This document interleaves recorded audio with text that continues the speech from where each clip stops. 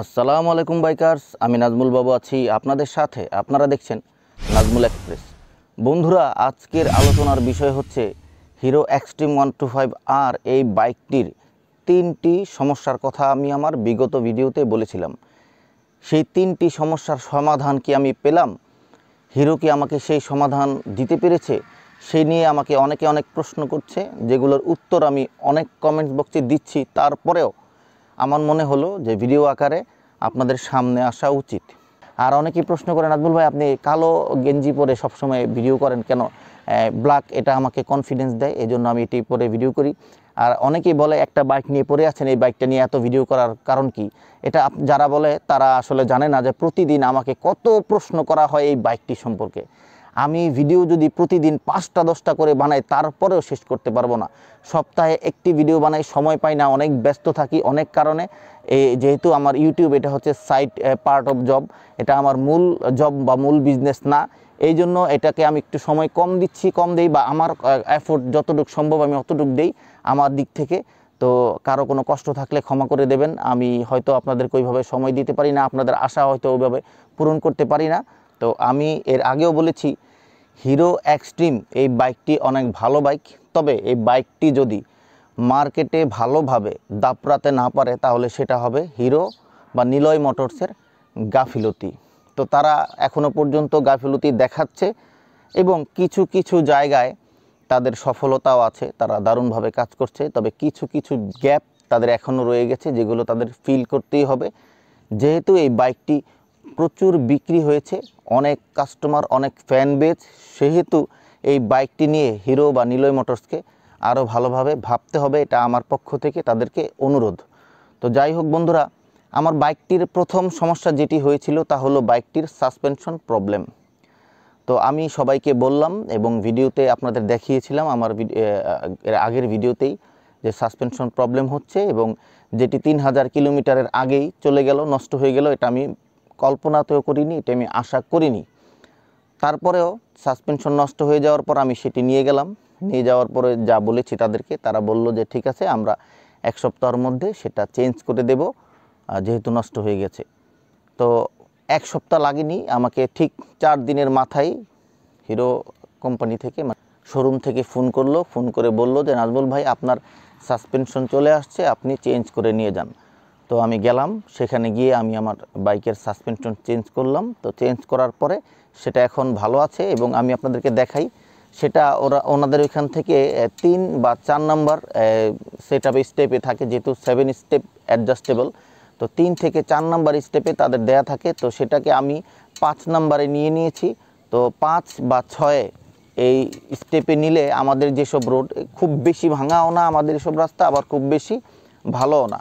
তো এই রোড কন্ডিশনের জন্য আমার বাইকে এবং আমার বডি ওয়েটের সেই হিসাব অনুযায়ী আপনি যত নিচে রাখবেন তত সফট থাকবে, সফট নরম। সেক্ষেত্রে কী হবে, বারবারই কাঁপাকাঁপি করবে। তো হার্ড রাখার জন্য শক্ত যে লেভেলটা 7 স্টেপ অ্যাডজাস্টেবল যেটাকে বলা হয়, আপনি হার্ডনেসের যে লেভেলটা সেটা যদি যার যার বডি ওয়েট অনুযায়ী এবং রাস্তার কন্ডিশন অনুযায়ী, তো আমার রাস্তার কন্ডিশন এবং বডি ওয়েট অনুযায়ী আমার হচ্ছে 5 নাম্বার সুন্দর বেস্ট। তো আমি 5 নাম্বার স্টেপে রেখেছি, যেহেতু 7 স্টেপ অ্যাডজাস্টেবল। আপনারা আপনাদের বডি ওয়েট রাস্তার কন্ডিশন অনুযায়ী 4-5 এর মধ্যে রাখতে পারেন।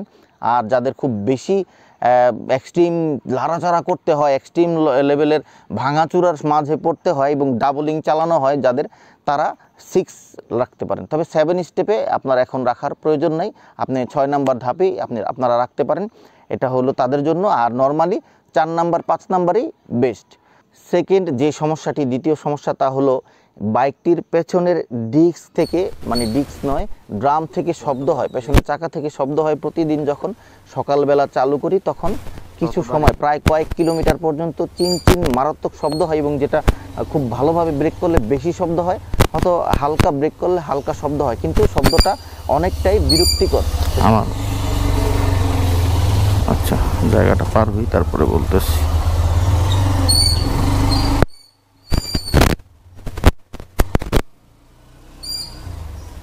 একটু খেয়াল করে শুনুন। যত জোরে চাপা হচ্ছে তত, কারণ কি, আমি যখন গিয়ে তাদেরকে বললাম, যদিও বলি যে মুন্সিগঞ্জের হিরোর যে শোরুম, মুন্সিগঞ্জের না, আমি যতগুলো সার্ভিসিং সেন্টারে যাই আমাকে যথেষ্ট সম্মান করা হয়, অনেক ইজ্জত সম্মান এবং গুরুত্ব সহকারে আমাকে তারা ট্রিট করে। তো সেই হিসাবে আমার ছোট ভাই ব্রাদার যারা, তারা সর্বোচ্চ চেষ্টা করে আমার বাইকের সমস্যার সমাধান করার। বাইকের পেছনের ডিস্কটা তারা খুলে, তারা বাইকের পেছনে চাকা খুলে, তারপরে যেই ড্রাম, সেই ড্রাম এবং যে ব্রেক প্যাডগুলো আছে এগুলো ঘষে দেয়। মোটামুটি অনেকক্ষণ চেষ্টা করে তারপরে তারা এটা সেট করে দেয় এবং তখন এখান থেকে চালিয়ে নিয়ে আসি, তেমন কোনো সমস্যা হয়নি। পরদিন সকালে আবার সেই চিন চিন শব্দটা, তো পরদিন সকালে কিছু সময়ের জন্য হয়েছে, 1 মিনিট 2 মিনিটের মতো, তারপরে আবার সেম এখন সেই একই অবস্থা, কয়েক কিলোমিটার পর্যন্ত চিন চিন চি চি শব্দ হয়, যেটা আমার কাছে বিরক্তিকর লাগে। তো আমি পরবর্তী সার্ভিসিংয়ে আমি এটা আবার ঠিক করার চেষ্টা করব। তো এবার নিয়ে দুবার, আমি দুবারই আপনাদেরকে জানালাম যে এটা এখনও পর্যন্ত সমাধান হয়নি। তো সমাধান কিভাবে এবং কতদিনে পেলাম সেটাও আপনাদেরকে জানাবো, তাহলে আপনাদের এই বাইকটি সম্পর্কে কিছুটা ধারণা হবে। যারা এই বাইকটি চালান তাদের জন্য বেশি বেশি উপকার হবে। আচ্ছা, এরপরে আরেকটি সমস্যার কথা বলেছিলাম, তা হলো আমার বাইকে মাইলেজ কম পাচ্ছি। এটা একটি মারাত্মক সমস্যা। কেন বলছি, দেখুন আমি সর্বোচ্চ পেয়েছিলাম 47 নাকি 49 কিলোমিটার আমার মনে আছে। তো একটানা খালি রোডে, সহজ সরল সুন্দর রোড, যেখানে কোনো ভাঙা নাই, জ্যাম নাই, চালালে সেক্ষেত্রে আপনি যদি 49-47 কিলোমিটার মাইলেজ পান, আর আমরা যেভাবে সিটিতে চালাই, আমাদের সিটিতে আমরা সর্বোচ্চ আমি মাইলেজ পাই 42, 44, 43, এভারেজ 42 বলা যেতে পারে। প্রতি 2 লিটার তেল আমার 80-র আগেই ব্লিঙ্ক করে।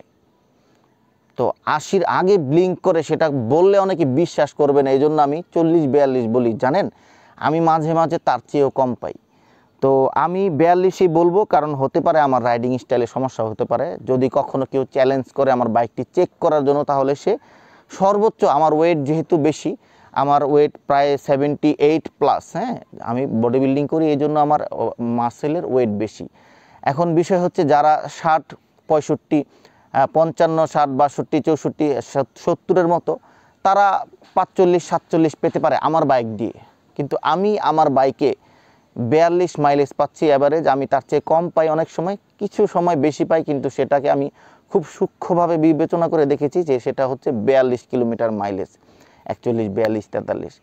এখন 125 সিসির বাইক, যেটি 150 সিসির অন্যান্য সকল বাইকের চেয়ে কিছুটা হলেও পাওয়ার কম, টর্ক কম, যেটা আমরা বুঝতেই পারি চালানোর সময়, সেই বাইকটিতে যদি আপনি 42 কিলোমিটার মাইলেজ পান, তাহলে আপনি কিন্তু হ্যাপি থাকবেন না। তো আমি বারবারই জানিয়েছি শোরুমকে যে আমি বাইকটিতে মাইলেজ কম পাচ্ছি, এবং আমাদের যে গ্রুপ, এই গ্রুপে অনেকেই বলতেছে ভাই 38 পাই, ভাই 37 পাই, ভাই 40 পাই। হ্যাঁ, তাদের ওয়েটও কম। তাদের সাথে আমি ডিসকাস করে দেখেছি, তারাও 60 কেজি 70 কেজির নিচে, তারপরও তারা 38, 40, 42 পাচ্ছে। এবং তাদেরকে বলছি বারবার শোরুমে নিয়ে যান, তারা বলছে সমাধান পাচ্ছে না। তো আমি যেহেতু পাচ্ছি না, আমাকে সকল শোরুমে, সব জায়গায় সার্ভিসিং সেন্টারে যেহেতু এত গুরুত্ব সহকারে দেখে, আমি কিন্তু সমাধান পাচ্ছি না, তাদের সমাধান পাওয়ার সম্ভাবনা খুবই কম।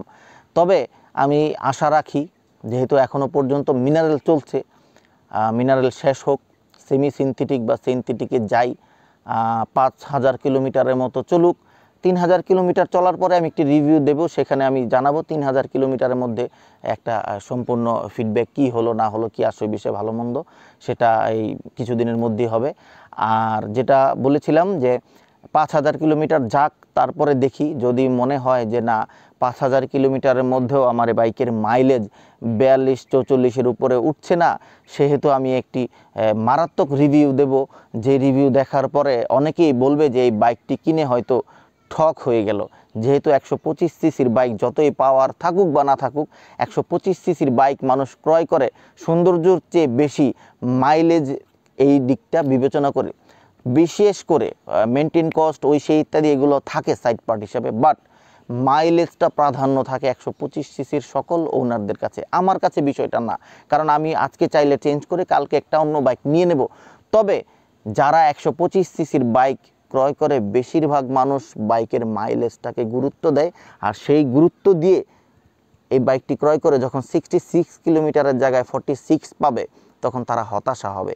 আমি মনে করি এই বাইকটি যদি 50 কিলোমিটার, 52 কিলোমিটার, 55 কিলোমিটার মাইলেজ না দেয়, তাহলে এই বাইকটি মানুষ এত টাকা দিয়ে 125 সিসির বাইক আপনাদের কেনারই প্রয়োজন নাই। কেন কিনবেন 125 টাকা 25 সিসির বাইক এত টাকা দিয়ে? এই তো মাইলেজ ভালো পাবে, লুক ভালো, ফিচার ভালো, তাই তো? মানে ফিচার ভালো এখন পাবেন, আপনি লুক ভালো পাবেন, কিন্তু আপনি মাইলেজ পাবেন না। এবং কোম্পানি থেকে যদি আপনারা পর্যাপ্ত পরিমাণে সাপোর্ট না পান, যে বাইকের কোনো সমস্যা হলে দ্রুত সাপোর্ট না পান, তাহলে সেক্ষেত্রেও আপনাদের এই বাইকটা কিনা ভ্যালু ফর মানি হবে না। ভালো একটা জিনিস, তবে আমার মনে হচ্ছে এটা ভুল পরিবারে জন্ম হয়ে গেছে এই জোট করি। কেন 42-43 মাইলেজ পাচ্ছে, বা এইরকম মাইলেজ কেন পাচ্ছে? মাইলেজ তো 50-এর উপরে পাওয়ার কথা, যেহেতু আমি ডিসেন্ট রাইড করি।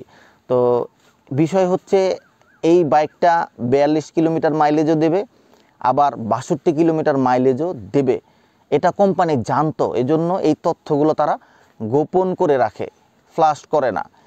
এত গ্রুপে এত মানুষ কমেন্টস করে, বকাবাজ্য করে যে আপনাদের বাইক কেন 42 কিলোমিটার 45 কিলোমিটার মাইলেজ দেবে, বকা দিয়ে কমেন্টস করে। সেগুলোর উত্তরও তারা দেয় না, তাদের গায়েই লাগে না। কারণ তারা জানে কোনো বাইক যারা 62-60 কিলোমিটার মাইলেজ দেবে, আর কোনো বাইক 42-43 কিলোমিটার মাইলেজ দেবে। তো যাই হোক বন্ধুরা, আজকের জন্য বিদায় নিচ্ছি। ভালো থাকবেন, সুস্থ থাকবেন। আর এই বাইক সম্পর্কে যত প্রশ্ন আছে আমাকে করবেন। ভিডিওটি লাইক করে শেয়ার করে পাশে থাকবেন। খোদা হাফেজ বন্ধুরা, খোদা হাফেজ।